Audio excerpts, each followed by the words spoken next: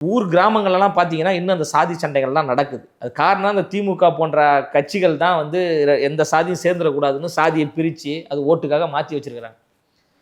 காலனியில் மட்டும்தான் அம்பேத்கர் அவர்களுக்கு ஃபோட்டோ வச்சு மாலை போட்டு மரியாதை செலுத்துவாங்க. ஏதாவது அங்கொன்றும் இங்கொன்றுமாக தான் சில இடங்களில் சேர்ந்து பிறந்தநாளோ நினைவு நாளோ அந்த நிகழ்வு நடக்கும்.